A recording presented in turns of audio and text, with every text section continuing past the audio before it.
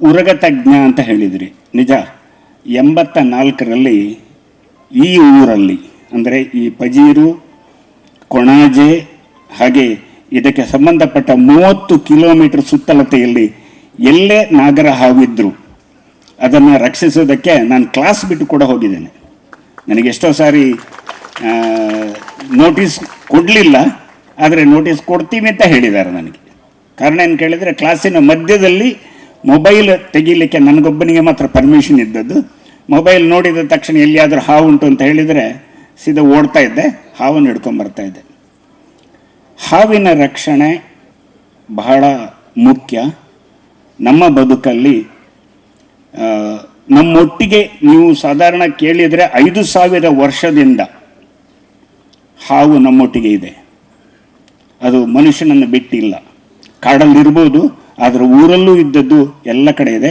ಅದಕ್ಕೆ ನಾವು ಇವತ್ತಿಗೂ ನಾಗನ ಪೂಜೆ ಮಾಡ್ತೇವೆ. ನನಗೆ ಅನ್ನಿಸಿದ್ದು, ಕೆಲವರು ಹೇಳ್ತಾರೆ ಹಾವಿಗೆ ದೈವತ್ವ ಯಾಕೆ ಏನು ಅಂತೇಳಿ. ನಾನೊಬ್ಬ ಫಿಸಿಕ್ಸ್ ಪ್ರೊಫೆಸರ್, ಆದರೂ ಹೇಳ್ತೇನೆ ನಿಮಗೆ, ಹಾವಿಗೆ ದೈವತ್ವ ಇದೆ. ಅದನ್ನು ಹಿಂದೆ ನಮ್ಮವರು ಕೊಟ್ಟದ್ದು ಮೂರ್ಖತನದಿಂದ ಅಲ್ಲ, ಅದು ದೈವತ್ವ ಹೊಂದಿದ್ದಕ್ಕೆ ಅಂತ ನಾನು ಇವತ್ತಿಗೂ ನಂಬ್ತೇನೆ. ಅದನ್ನು ನಡೆಸಿಕೊಂಡು ಕೂಡ ಬಂದಿದ್ದೇನೆ ನಾನು. ಹಾಗಂತ ಹೇಳಿ ನನಗೆ ಹಾವು ಕಚ್ಚಲಿಲ್ಲ ಅಂತಲ್ಲ, ಅದೇ ದಿಲೀಪರಿಗೆ ಕಚ್ಚಿದಾಗೆ ನನಗೂ ಕಚ್ಚಿತು. ಹೋದ ವರ್ಷ, ಈಗ 1.5 ವರ್ಷದಿಂದ ಡಿಸೆಂಬರ್ 7ನೇ ತಾರೀಕು ಸುಬ್ರಹ್ಮಣ್ಯ ಷಷ್ಠಿ ಎಂದು ಇಲ್ಲೇ ಹತ್ತಿರದ ಕೊಪ್ಪಳದಲ್ಲಿ ಹಾವು ಕಚ್ಚಿಕೊಂಡು 15 ದಿವಸ ನಾನು ಮಲಗಿದ್ದೆ. ತೊಂದರೆ ಇಲ್ಲ. ನಿಮಗೆ ನಾನು ಒಂದು ಹೇಳ್ತೇನೆ, ಹಾವು ಕಚ್ಚಿದರೆ ಏನೂ ಆಗುವುದಿಲ್ಲ.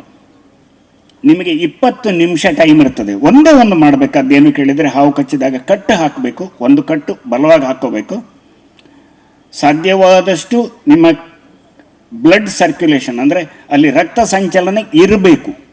ಕೆಲವರು ಏನು ಮಾಡ್ತಾರೆ, ಕಟ್ಟು ಹಾಕಿದರೆ ರಕ್ತ ಸಂಚಲನ ಇಲ್ಲದ ಹಾಗೆ ಮಾಡ್ತಾರೆ, ಅದರಿಂದ ಕೊಳೆಯುತ್ತದೆ.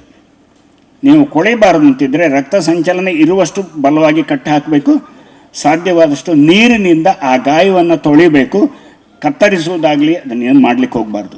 ನಾನು ಇದೇ ಕೊಪ್ಪಳದಲ್ಲಿ ಹಾವು ಹಿಡಿದು 12 ಕಿಲೋಮೀಟರ್ ನನ್ನ ವೆಹಿಕಲನ್ನು ಡ್ರೈವ್ ಮಾಡಿಕೊಂಡು KS ಹೆಗಡೆಗೆ ಹೋಗಿದ್ದೆ. ನನ್ನ ಅಳಿಯ ಇಲ್ಲೇ ಇದ್ದಾರೆ, ಡಾಕ್ಟ್ರು. ಅವರು ಫೋನ್ ಮಾಡಿ ಕೇವಲ 10 ನಿಮಿಷದಲ್ಲೇ ನನ್ನನ್ನು ICUಗೆ ಸೇರಿಸಿದ್ದಾರೆ. ಅಲ್ಲಿ ನನಗೆ ಟ್ರೀಟ್ಮೆಂಟ್ ಆಯಿತು, ನಾನು ಬದುಕಿದೆ, ಅದು ಬೇರೆ.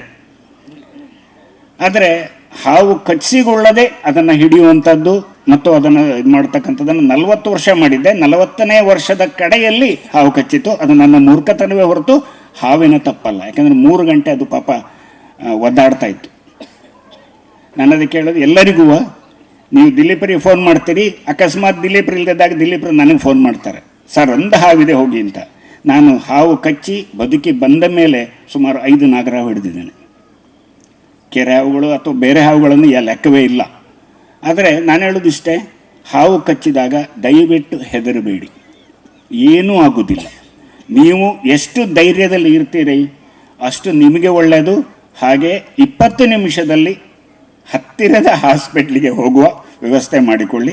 ಅಲ್ಲಿ ಅದಕ್ಕೆ ಬೇಕಾದ ಟ್ರೀಟ್ಮೆಂಟ್ ಕೊಡ್ತಾರೆ. ಈಗ ಇಲ್ಲಿ KS ಹೆಗಡೆನಲ್ಲಿದೆ, ಏನಪಯದಲ್ಲೂ ಇದೆ, ಹಾಗೆ ಮಂಗಳೂರಿನ ಕೆಲವು ಹಾಸ್ಪಿಟ್ಲ್ಗಳಲ್ಲಿ ಆ ವ್ಯವಸ್ಥೆ ಇದೆ. ಈಗಂತೂ ಬೇಕಾದಷ್ಟು ಆ್ಯಂಟಿವನಮ್ ಸಿಗ್ತದೆ. ಅದರಿಂದ ಯಾರು ಹಾವಿಗೆ ಹೆದರೋದು ಬೇಡ. ಹಾಗಂತ ಹೇಳಿ ಕಚ್ಚಿಕೊಳ್ಬೇಡಿ.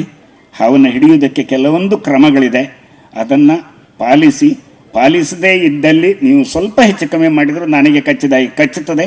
ಆದರೆ ನನಗೆ ಎಡಗೈಗೆ ಹೆಬ್ಬೆರಳಿಗೆ ಕಚ್ಚಿದ್ದು ಇವತ್ತಿಗೂ ಊನ ಆಗಲಿಲ್ಲ. ನಾನು ಒಂದೇ ಹೇಳಿದ್ದು ಹಾವಿಗೆ, ನನಗೆ ಊನ ಆದರೆ ನಾನು ನಿನ್ನನ್ನು ರಕ್ಷಣೆಗೆ ಬರುವುದಿಲ್ಲ. ನನ್ನ ಕೈ ಊನ ಆಗಬಾರ್ದು. ಊನ ಅಂತ ಹೇಳಿದರೆ ಬೆರಳು ಬಗ್ಗೋದು. ಹೆಚ್ಚಿನವರಿಗೆ ಬೆರಳು ಬಗ್ತದೆ, ಅದು ಎಲ್ಲರಿಗೂ ಆಗ್ತದೆ. ಅದು ನನಗೆ ಆಗಲಿಲ್ಲ. ಅದರಿಂದ ಒಂದು ಧೈರ್ಯ, ದಯವಿಟ್ಟು ಹಾವನ್ನು ರಕ್ಷಿಸಿ. ನಿಮ್ಮ ಮನೆ ಹತ್ರ ಹಾವು ಬಂದರೆ ನಿಜವಾಗೂ ಒಳ್ಳೆಯದು ಅಂತ ಲೆಕ್ಕ. ಯಾಕಂದರೆ ನಿಮ್ಮ ಮನೆಯಲ್ಲಿ ಸಮೃದ್ಧತೆ ಇದೆ ಅಂತ. ಹಾವು ಬರೋದು ಯಾಕೆ ಕೇಳಿದರೆ, ಇಲಿ ತಿನ್ನಲಿಕ್ಕೆ. ಇಲಿ ನಿಮ್ಮ ಮನೆಯಲ್ಲಿ ಇದೆ ಅಂತ ಆದರೆ ನೀವು ಬಹಳ ಆಹಾರ ಇಟ್ಟಿದ್ದೀರಿ ಅಂತ ಲೆಕ್ಕ. ಇಲಿಯನ್ನು ಸಾಕೋದು ನಮ್ಮ ಆಹಾರ ಮತ್ತಿದು. ಆದ್ದರಿಂದ ಹಾವು ಬಂದರೆ ಏನೂ ತೊಂದರೆ ಇಲ್ಲ. ಬಂದಾಗ ನಿಮಗೆ ಹೆದರಿಕೆ ಆದರೆ ನನಗೆ ಫೋನ್ ಮಾಡಿ. ನನ್ನ ಮನೆಯ ಕಾಂಪೌಂಡಲ್ಲೇ ಒಂದು 100 ನಾಗರ ಹಾವು ಬಿಟ್ಟಿರ್ಬೋದು. ನಾನು 9 ಸೆನ್ಸ್ ಜಾಗದಲ್ಲಿ 100 ನಾಗರ ಹಾವು ಬಿಟ್ಟಿರ್ಬೋದು. ಏನೂ ಮಾಡಿಲ್ಲ ಇವತ್ತಿನವರೆಗೆ. ನನ್ನ ಊರಿನಲ್ಲಿ ಯಾರೂ ನನಗೆ ಬೈದಿಲ್ಲ. ಅದರಿಂದ ಯಾರೂ ಹೆದರಬೇಕಾದ ಅವಶ್ಯಕತೆ ಇಲ್ಲ. ಹಾಗೆ ಸೈನ್ಸ್ ಕಲಿತ ನಾನೇ ಅದನ್ನು ನಂಬ್ತೀನಿ ಅಂತಾದರೆ, ನಾನು ನಂಬಬೇಕು ಅಂತ ನಿಮ್ಮ ಹತ್ರ ಹೇಳ್ತಾ ಇಲ್ಲ, ಆದರೆ ಅದಕ್ಕೊಂದು ಗೌರವ ಇದೆ. ದಯವಿಟ್ಟು ಅದನ್ನು ಕೊಡಿ. ಹಾಗೆ ಎಲ್ಲರಿಗೂ ಒಳ್ಳೆಯದಾಗಲಿ.